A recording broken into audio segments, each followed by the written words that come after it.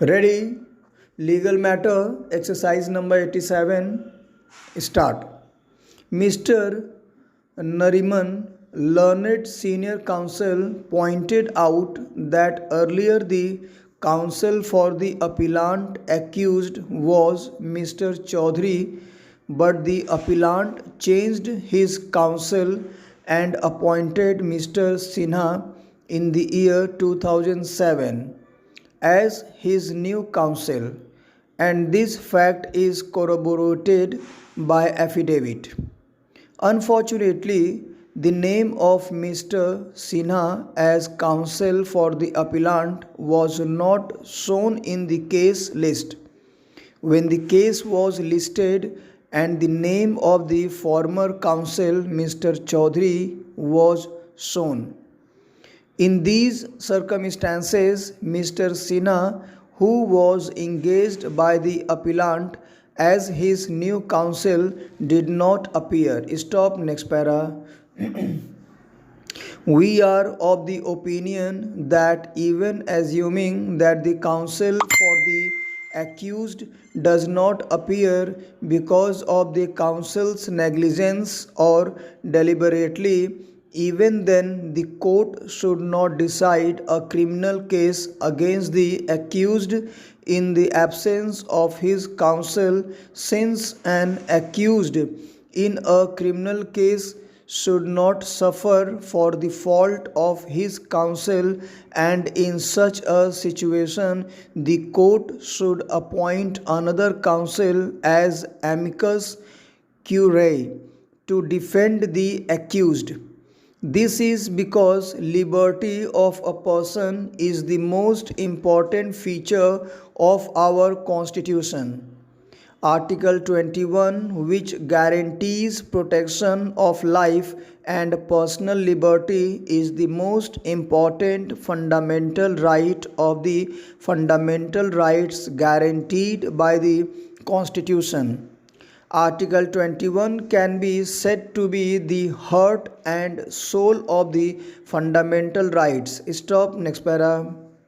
In our opinion, that a criminal case should not be decided against the accused in the absence of a counsel. Historically and in practice, in our own country at least, it has always included the right to the aid of counsel when desired and provided by the party asserting the right. The right to be heard would be, in many cases, of little avail if it did not comprehend the right to be heard by counsel. Even the intelligent and educated layman has a small and sometimes no skill in the science of law. If charged with crime, he is incapable generally of determining for himself whether the indictment is good or bad. He is unfamiliar with the rules of evidence.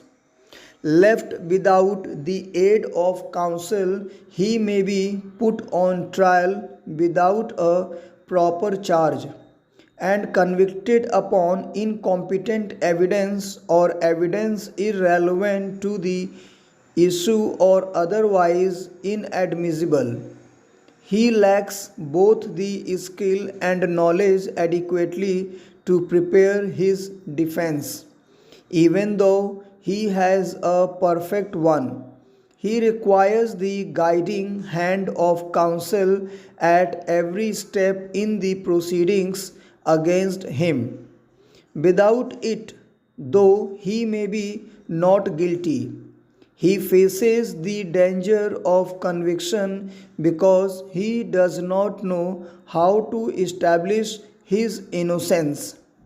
If that be true of men of intelligence, how much more true is it of the ignorant and illiterate, or those of feeble intellect?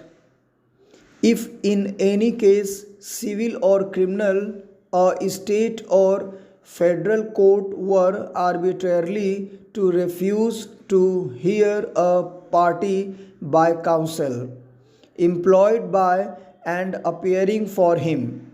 It reasonably may not be doubted that such a refusal would be a denial of a hearing and therefore of due process in the constitutional sense. Stop. Next para.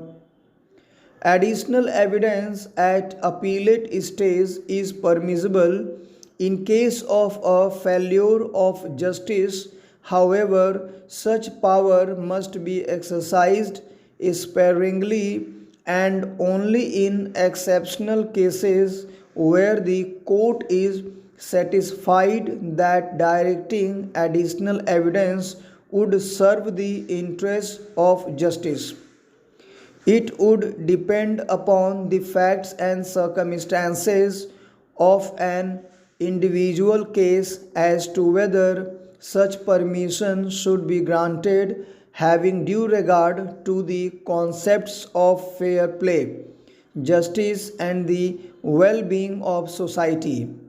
Such an application for taking additional evidence must be decided objectively to cure the irregularity.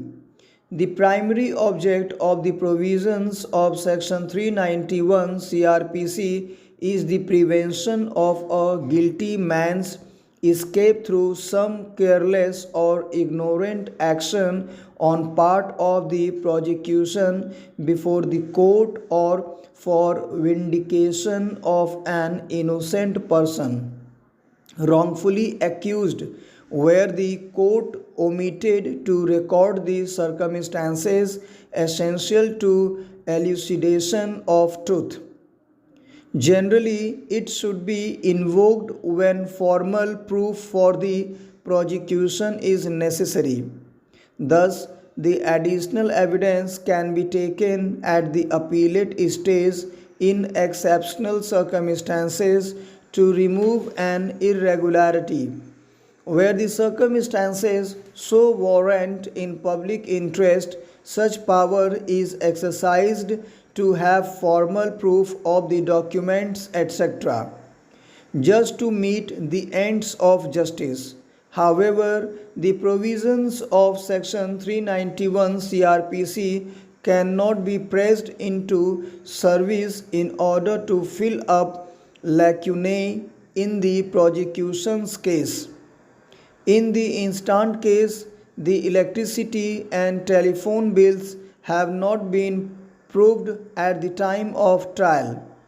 The High Court, while hearing the appeal, remitted the matter back to the trial court to allow the prosecution to prove the documents and give opportunity to the prosecution witnesses. Full stop. Thank you very much. Guys, I am requesting, please always try to repeat the matter so that your fluency and accuracy on steno will improve. And also there is one more request. Please subscribe the channel so that you can get the first notification on legal and general matter. Thank you very much.